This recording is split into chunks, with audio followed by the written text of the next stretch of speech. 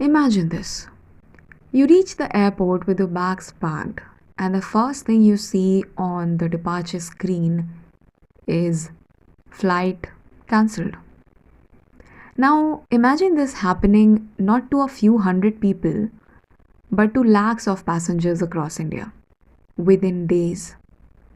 Because that's exactly what happened when Indigo, India's largest airline with nearly 63 to 65% market share, cancelled more than 4,500 flights in a single week.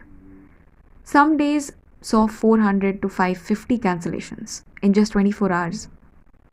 This wasn't a storm, this wasn't a strike, this was a system collapse. So, what really went down? Between 2nd December and December 9th, Indigo cancelled 4,500 to 4,600 plus flights across Delhi, Mumbai, Bangalore, Hyderabad, and more. Airports were overflowing. Other airlines doubled ticket prices overnight. And the DGCA, India's aviation regulator, had to step in with emergency action. The crisis got so severe that DGCA ordered Indigo to cut 5% of its entire winter flight schedule.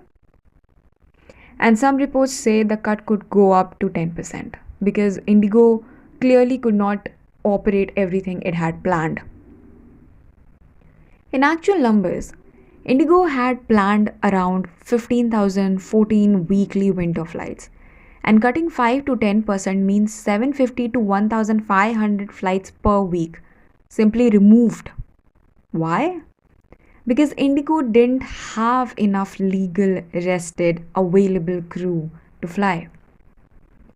Let's talk about the big culprit here, FDTL, Flight Duty Time Limit Rules. These rules decide how long a pilot can fly, how many hours they can be on duty, how much rest they must take. New FDTL norms came into effect recently.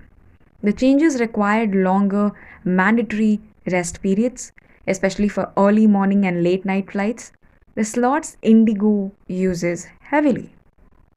Earlier, Indigo could stretch rosters very tightly, but with the new rules, pilots who were previously unavailable because they hadn't met the new rest requirements.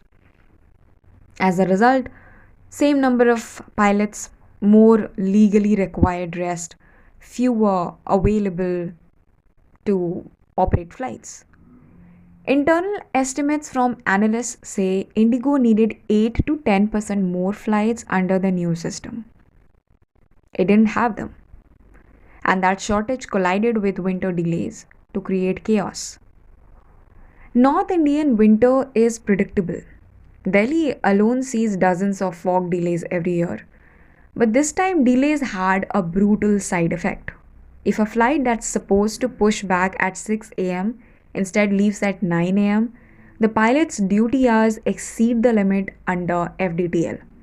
That means even if the aircraft is ready, the pilot cannot legally fly. And because Indigo had very little crew buffer, one delayed flight created 4 to 5 more cancellations. This is why you saw up to 500 cancellations in a day at the peak of the crisis. Indigo runs the tightest schedule in Indian aviation. It attempts one of the highest aircraft utilization rates globally, nearly 11 to 12 hours of flying per aircraft per day. This is a low-cost model. Fewer staff, faster turnarounds, maximum flying hours, minimum downtime, lowest fares. This works beautifully until something goes wrong. In the last 2 years, Indigo expanded aggressively with 250 plus aircraft operating almost approximately 2,200 flights per day. But many pilots have said for months that The schedules were too tight. Rest hours were near the limit. Roster planning was overstretched. Fatigue was increasing. We saw the result when shock from new rules plus winter delays hit and the system collapsed. Every airline faces minor technical glitches, sensor faults, software resets, safety warnings. What normally causes 2 to 3 cancelled flights per day caused tens and hundreds for Indigo because no spare aircraft, no spare crew, no buffer in the system. This is why passengers felt something was terribly wrong because routine glitches triggered massive cancellations. For the first time ever, DGCA deployed an 8-member team to Indigo's headquarters to supervise operations around the clock. Then it ordered a 5% mandatory flight cut immediately. Some reports say DGCA may extend the cut to 10% if Indigo doesn't stabilize quickly. Indigo normally operates 2,000 to 200 to 2,250 flights daily. During the crisis, it was down to 700 to 1,500 flights per day. By December 11th, Indigo said it was operating approximately 1,950 flights daily, carrying around 3 lakh passengers a day, which shows partial recovery, but not full recovery. Market analysis estimate the crisis may result in 1,200 crore rupees to 1,400 crore rupees revenue loss, 300 crore rupees to 500 crore rupees hit to quarterly profits. Also, Indigo's stock price has fallen around 17% in recent weeks, as investors worry that more cancellations could follow. This isn't just a scheduling issue, it's now a financial story. It happened because efficiency was pushed too far, leaving zero room for error. It is an operational weakness, not a balance sheet weakness. There is no single villain here. It's a combination.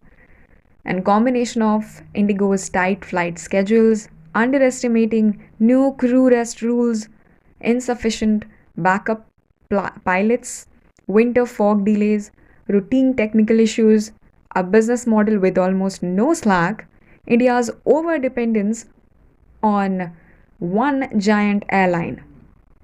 When one airline controls approximately 65% of the domestic market, its failure becomes a national problem, not a company problem. 3 major takeaways for passengers for this thing would be: first, reliability is greater than low fares. People may now be more willing to pay slightly more for an airline with better buffers. Stronger passengers, right rules might come. Globally, airlines must compensate heavily for cancellations. India may move in that direction. And third, Indian aviation needs more competition.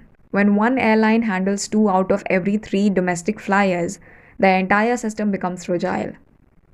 The Indigo crisis showed us that aviation isn't just about planes, it's about planning, data, rules, buffers, and smart regulation. One weak link, whether it's weather, rules, or staffing, can disrupt an entire nation's travel plans.